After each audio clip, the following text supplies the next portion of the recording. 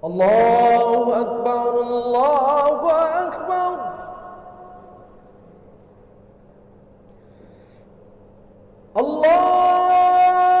Ta'ala, sangatlah patut kita untuk melihat kembali dakwah baginda Rasulullah sallallahu alaihi wasallam dan juga para sahabatnya yang salah satunya adalah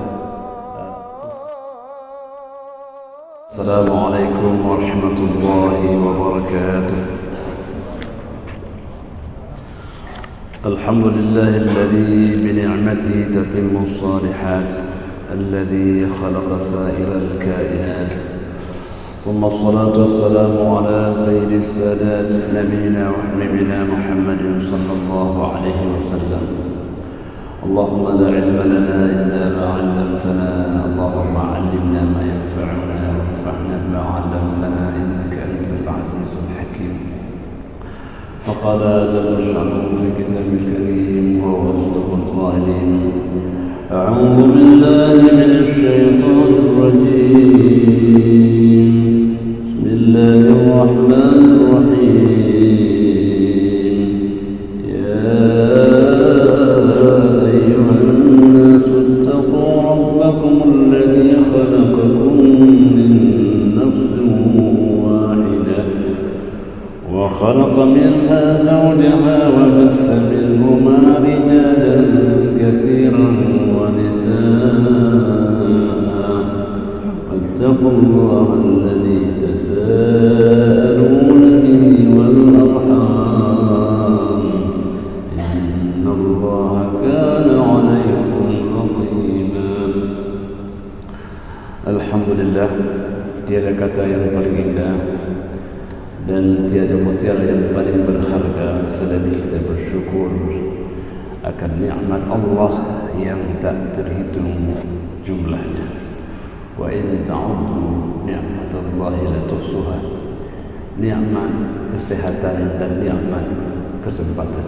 Nikmatani ma'budun fihi ma katsirun minan nas. Dua nikmat ini sering diabaikan dan diremehkan oleh manusia. Betapa banyak orang sehat tapi tidak sempat, dan betapa banyak orang sempat tapi tidak sehat. Luar biasa nikmat yang dua ini, walaupun orang jarang menyebut alhamdulillah atas keduanya. Salawat dan salam kita sampaikan kepada junjungan alam baginda Rasulullah sallallahu alaihi wasallam. Beliaulah yang mengajarkan kita bagaimana bersyukur akan nikmat Allah. Sehingga dalam sebuah hadis beliau katakan, afala akunu abdan syakura. Bukankah aku ingin hamba yang pandai bersyukur akan nikmat Allah. Dalam dakwahnya, dalam ajarannya, dalam ajakannya, tak boleh seorang hamba lupa kepada Khaliqnya, yang Allah Subhanahu wa taala tak pernah lupa kepada kita. Maka dengan rahmat Allah Subhanahu wa taala, sangatlah patut kita untuk melihat kembali dakwah baginda Rasulullah sallallahu alaihi wasallam dan juga para sahabatnya yang salah satunya adalah Tufail bin Amr ad-Dawsi radhiyallahu anhu. Jadi pada hari ini, pada subuh yang sangat mulia ini, kita bersama seorang sahabat yang mulia namanya Tufail bin Amr ad-Dawsi radhiyallahu anhu. Jemaah dirahmati Allah Subhanahu wa taala, salah satu kehebatan Nabi sallallahu alaihi wasallam, beliau selalu ingat kepada umatnya. Karena manusia yang terbaik adalah orang yang banyak dirasakan manfaat oleh orang lain. Khairun nasi anfa'uhum linnas. Sejauh mana kita dirasakan manfaat oleh orang lain, sebegitulah nilai kehebatan kita dalam dunia ini. Hamba Allah yang dimuliakan oleh Allah Subhanahu wa taala, maka baginda sallallahu alaihi wasallam mengajak manusia untuk menggapai kebahagiaan. Kebahagiaan yang sementara dan kebahagiaan yang abadi. Fid dunya hasanah wa fil akhirati hasanah wa qina adzabannar. Jemaah dirahmati Allah, maka dalam pada itu orang-orang Quraisy mereka menghalangi orang untuk tidak bertemu dengan Nabi sallallahu alaihi wasallam. Karena mereka tahu bahwa Nabi ini sosok yang luar biasa. Orang walaupun benci kepadanya, tapi kalau bertemu dengan baginda sallallahu alaihi wasallam, kebencian berubah menjadi kecintaan. Maka seorang Tufail bin Amir ad-Dawsi, beliau ceritalah bagaimana beliau sampai ke kota Mekah. Jadi zaman rahmati Allah, beliau sampai ke kota Mekah bertemu dengan sejumlah orang-orang Quraisy.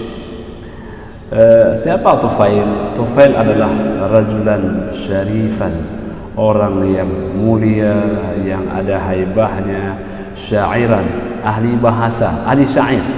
Jadi kalau ahli syair itu apa? Lembut bahasanya dan halus perasaannya, ahli syair. Jadi orang-orang ahli syair ini lembut ya bahasa dan juga halus perasaannya. Dan labiban, orang yang cerdas. Ya, jadi mereka bertemu dengan Tufail mengatakan, ini orang-orang Mekah mengatakan, wahai Tufail, ya Tufail, innaka qadimta biladana, hari ini kau sudah sampai ke negeri kami. Dari Daus sana engkau sudah sampai ke negeri kami. Wa hadzal rajul alladhi baina adharina qad a'dala bina, ini seorang muslim Nabi Muhammad, ini orang yang telah mengganggu kami. Wa farraqa jama'atana, dan telah memisah belahkan kami. Ya, kata mereka, wa innahu qawluhu kas-sahir, kalau dia omong persis seperti tukang sihir. Ya, jadi dia siapapun yang mendengar ucapan Muhammad itu dia akan lengket. Walau bagaimana siapapun orang, dia kas-sahir, dia seperti tukang sihir.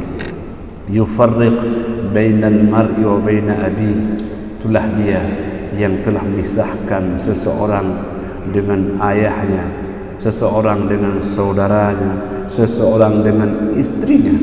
Itu cerita orang Quraisy Mekah kepada Tufail tadi. Jangan dekat-dekat dengan Muhammad ini. Kenapa? Wa inna ma nakhsha 'alaika, kami khawatir kalau kejadian ini terjadi pada anda juga. Ini cerita orang-orang Mekah, bahwa begitulah gambaran mereka tentang Nabi Muhammad sallallahu alaihi wasallam.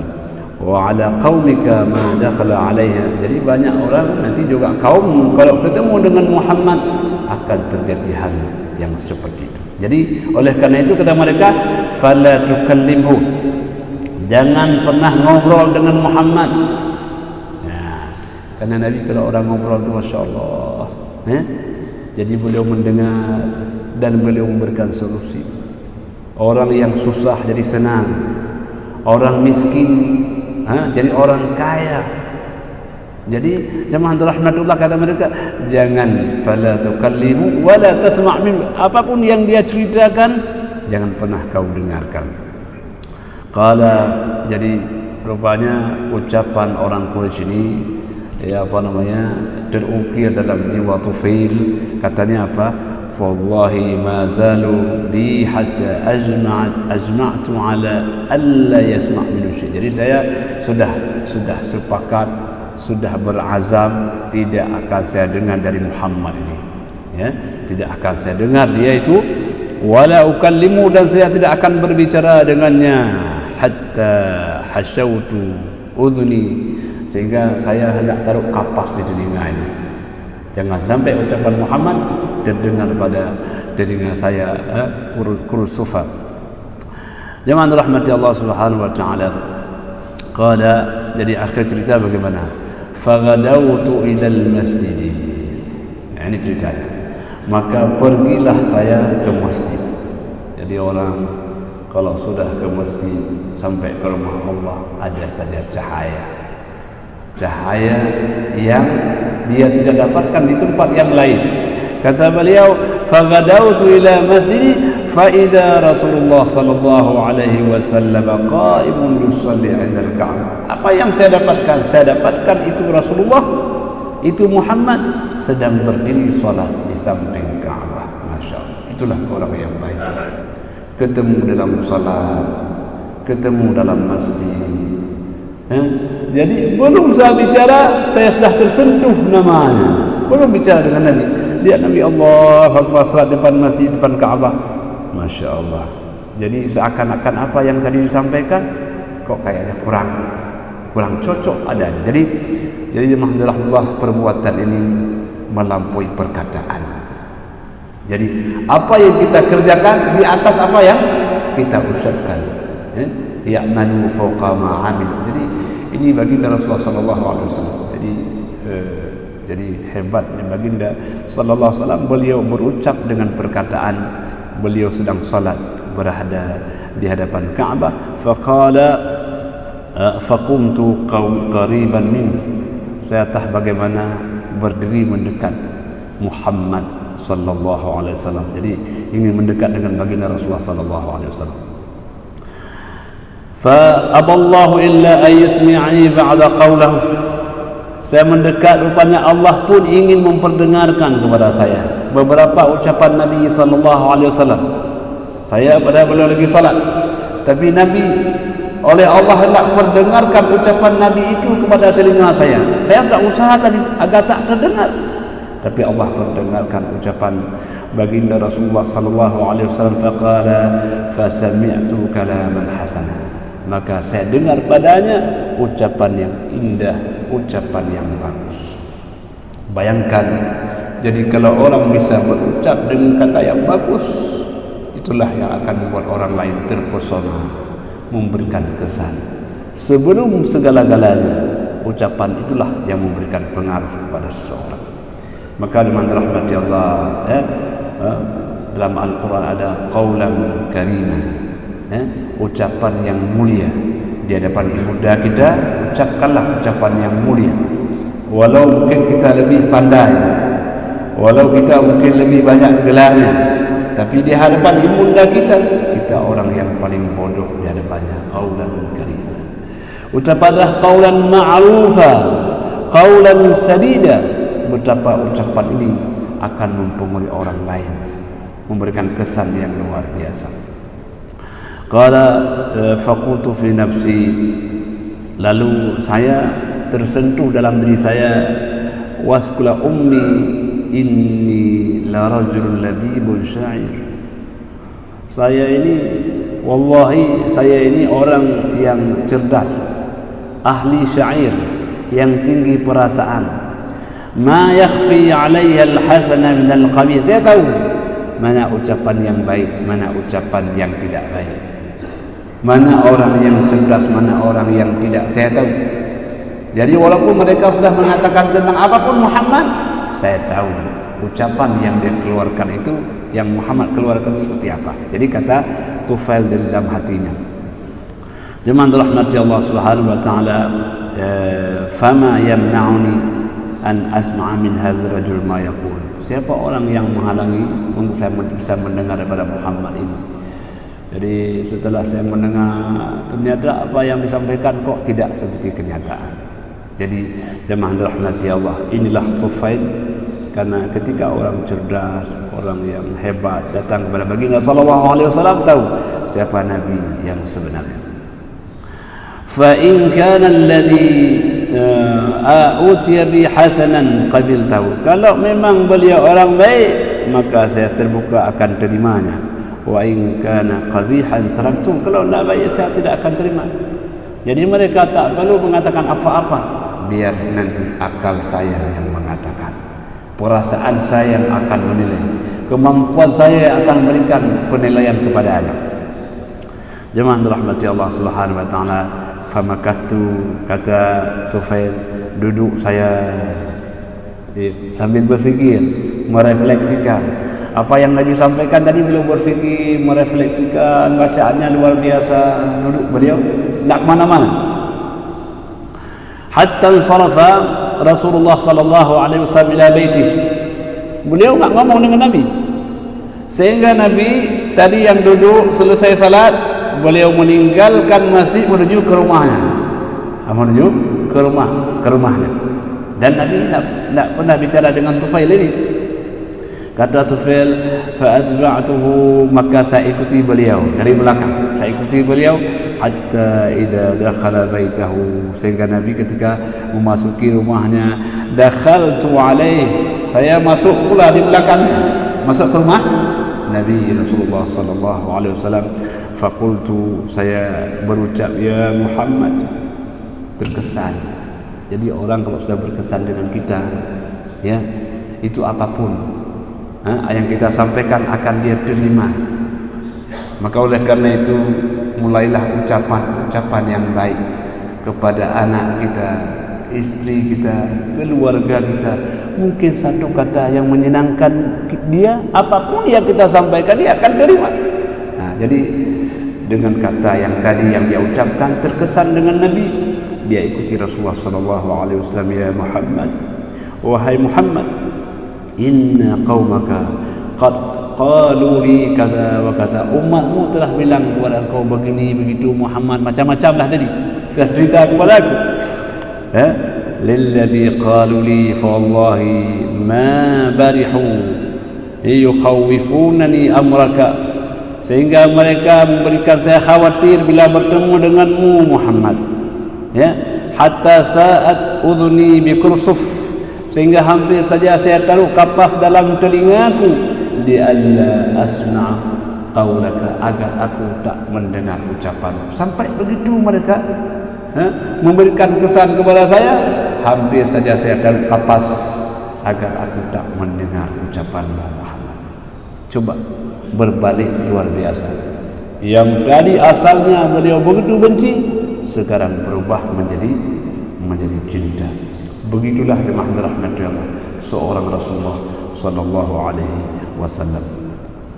Summa aballahu illa ay yasmi'uni, sehingga kepada Allah Subhanahu wa taala hendak memberikan pendengaran untuk mendengar ucapanmu Muhammad. Fasami'tu qawlan hasanan, lalu aku mendengar darimu ucapan yang indah, perkataan yang baik. Aku senang, aku bahagia mendengar ucapanmu. Entah bagaimana terdengar pada telinga Tufail, ucapan itu menjadi kesan yang luar biasa pada seorang Tufail. Muhammad, fa'arid alai amraka, ayo ceritakanlah bagaimana sesungguhnya dirimu, apa yang kau bawa, bagaimana pemahamannya. Beliau berkesan, padahal Nabi belum bilang apa-apa, tapi beliaulah berinisiatif karena terkesan dengan baginda Rasulullah sallallahu alaihi wasallam. Jadi oleh karena itu jemaah dirahmati Allah, betapa orang bisa memberikan kesan kepada orang lain, impression. Kesan itulah yang tak pernah terlupakan. Kita pernah guru memberikan pelajaran dulu puluhan tahun yang lalu, tapi ketika berkesan maka tak pernah hilang dalam pikiran kita. Itulah kesan. Maka ada mengatakan, apa itu pendidikan? At-tarbiyatu hiya at-ta'sir, memberikan kesan kepada peserta didik yang dapat membangkitkan akalnya, yang dapat menumbuh kembangkan jiwanya, yang dapat mengembangkan tubuhnya. Jadi kesan. Jadi hiduplah yang berkesan dan dapat memberikan kesan yang baik kepada orang lain. Walaupun mungkin nanti kita sudah tiada, tapi kesan-kesan ada di dalam hati mereka. Ini jemaah rahmati Allah, kesan yang diberikan oleh baginda Rasulullah sallallahu alaihi wasallam. Jemaah rahmati Allah, wahai Rasulullah, berikan kepadamu, ceritakan kepadaku apa sebenarnya yang engkau hendak sampaikan. Fa'arada alayya Islam. Lalu Nabi sallallahu alaihi wasallam menceritakanlah tentang Islam begini. Wa tala alayya al-Quran. Nabi bacakan kepada saya Al-Quran. Masyaallah. Bayangkan seorang ahli syair yang Quran itu adalah sesuatu yang luar biasa, mendengar ucapan Al-Quran tertunduk hatinya, kagum kepadanya, dalam bahasanya, luar biasa kandungannya, itu Al-Quran. Jadi jemaah rahmati Allah, maka ketika Al-Quran datang ini, Allah mengatakan, wal qul in jama'atil ins wal jinnu ala ayatu mithli hadzal Qur'an la ya'tu mithlihi walau kana ba'dhum li ba'dhin dhahira. Andai kata manusia dan jin berkumpul untuk membuat seperti Al-Quran, maka mereka tidak akan pernah mampu untuk membuatnya. Walaupun satu sama lain saling membantu, karena Quran bukan syair, Quran bukan ucapan manusia, Quran adalah kalam Allah Subhanahu wa ta'ala. Sampai pada yang terakhir, yang ujungnya Allah mengatakan, Qul in kuntum fi raibin mimma nazzalna ala 'abdina fa'tu bi suratin min mithlihi wad'u syuhada'akum min dunillahi in kuntum shadiqin. Katakanlah, kalau kalian ragu terhadap Al-Quran, coba buat semisal satu surah saja, panggillah teman-teman untuk membantunya jika kalian orang yang benar. Jadi luar biasa, ini orang ahli syair ketika mendengar Al-Quran bergetar hatinya. Kenapa? Karena sungguh itu bukan syair, itu kalam Allah yang amat sangat mulia. Maka jemaah rahmatillah, kata beliau, wa tala alayya al-Quran, Nabi membacakan Quran kepada saya. Qala, maka kata Tufail, ya, kesan beliau karena beliau ini ahli syair, kata beliau apa? Qala fa wallahi, demi Allah, ma sami'tu qawlan qad ahsan, belum pernah saya mendengarkan ucapan sama sekali yang lebih baik dari apa yang telah engkau bacakan. Ya, orang cerdas, ahli syair, ya, orang yang luar biasa bahasanya, mengatakan ma sami'tu qad qawlan ahsan, tidak pernah saya mendengar ucapan yang lebih baik daripada itu. Wala amran a'dal minhu, tidak ada perkara yang lebih cocok daripada itu. Qala fa aslamtu, akhirnya Pak Tufail mengatakan, wahai Rasulullah, saya menyatakan Islam. Wa syahidtu syahadatal haq, asyhadu an la ilaha illallah wa asyhadu anna Muhammadar Rasulullah. Allah berikan keberkahan dengan ucapan-ucapan yang mulia, ucapan-ucapan yang indah, membuka pintu hidayah. Jadi jemaah rahmatullah, jangan remehkan ucapan. Man kana yu'minu billahi wal yawmil akhir falyaqul khairan aw liyasmut. Jadi betapa ucapan itu menghadirkan kebahagiaan, dan betapa banyak ucapan juga menghadirkan kesengsaraan. Betapa banyak ucapan itu menyelesaikan suatu perkara, dan betapa banyak juga menghasilkan satu persoalan. Maka jagalah lisan kita, jagalah lidah kita, itu merupakan satu bekal yang Allah berikan kepada kita. Itu adalah satu potensi yang luar biasa, hendaklah kita gunakan dengan sebaik-baiknya. Jadi jemaah rahmati Allah, ini ucapan Nabi SAW, ahla minal asal, lebih manis daripada madu. Nabi kalau ngomong lebih manis, luar biasa. Memang jemaah rahmati Allah, baik secara semantik, substansinya ataupun bahasanya memang luar biasa.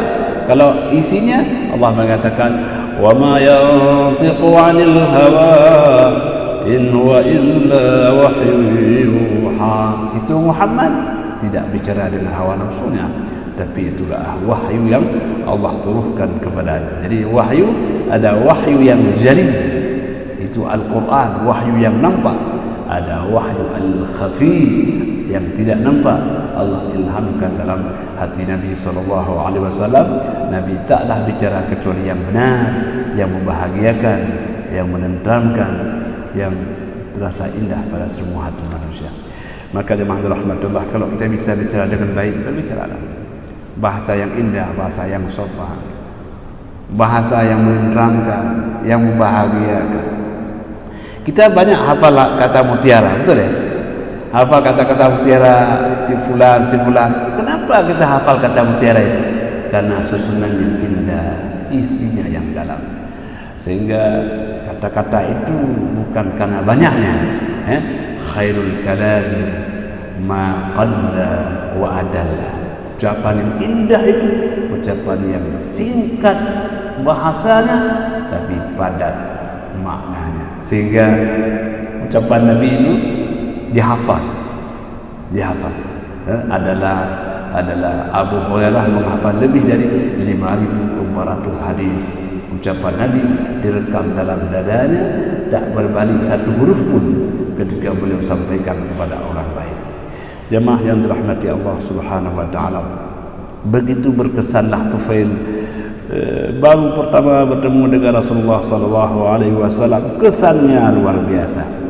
Hamba Allah, kata beliau, fa aslamtu wa syahadtu syahadatal haq wa qultu, lalu saya mengatakan, ya Nabi Allah, wahai Nabi Allah, inni mru'un muta'un fi qaumi, saya ini orang yang didengar. Kalau saya pulang ke kaum saya, ke masyarakat saya ini orang yang didengar oleh orang lain, orang yang punya haibah, didengar. Inni imru'un muta'un fi qaumi wa ana raji'un ilaihim, dan saya akan kembali kepada mereka, wa da'ihim ilal Islam, mengajak mereka untuk masuk ke dalam agama Islam. Fad'ullaha li ay yaj'al li ayatan, wahai Rasulullah, doakan saya kepada Allah agar ada tanda yang Allah berikan kepada saya, takuna li'aunan alaihim fi an ad'u ilaih. Tanda ini membantu saya menyampaikan apa yang engkau perintahkan, wahai Rasulullah. Jadi semangatnya, kesannya itu, beliau tidak hanya diri beliau, tapi juga ingin kaumnya, ingin bersamanya. Jadi oleh karena itu, teman-teman rahmati Allah, itulah kehebatan seseorang ketika dia juga berfikir untuk orang lain. Jika kita sudah berfikir untuk orang lain, di sanalah kehebatan kita, karena kebahagiaan mereka adalah kebahagiaan kita, kesenangan mereka adalah kesenangan kita. Ya, jadi inilah Tufail, berfikir kepada kaumnya, kepada masyarakatnya. Hamba Allah yang dimuliakan oleh Allah Subhanahu wa taala.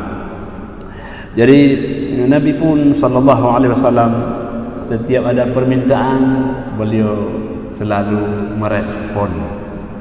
merespon dengan bahasanya. Nabi tidak membuat pernah orang lain putus asa apabila orang minta beliau. Maka faqal, Nabi berdoa, Allahumma ij'al lahu ayatan, ya Allah, jadikan kepada Tufail ini satu tanda. Doa Nabi, jadikan Tufail ini satu tanda. Jemaah dirahmati Allah. Bagaimana kemudian seterusnya? Qala faqaratu ila qaumi, setelah mendengar doa itu, saya pun meninggalkan Nabi, saya bergegas kepada kaum saya. Idza kuntu bi thaniyatin tatlu'uni al-hadir wa rafa nur baina 'ainayya mithla al-misbah. Jadi nanti pada wajah saya ini seperti ada cahaya. Doa Nabi tadi, sebagai ada cahaya. Jemaah rahmati Allah Subhanahu wa taala. Bayangkan.